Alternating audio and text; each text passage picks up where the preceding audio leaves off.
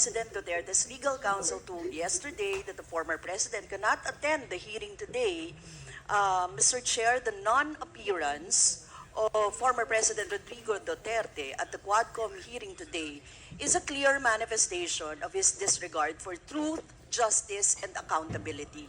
By refusing to participate, the former president is hindering the people's right to know and denying them the opportunity to seek justice for the crimes caused by the war on drugs during his term.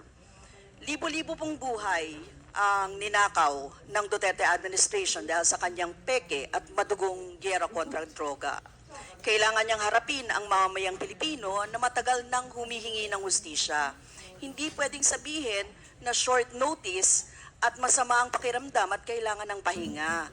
Ang mga pamilya nga ng mga biktima, kahit matanda na, andyan po si Tatay Baylon,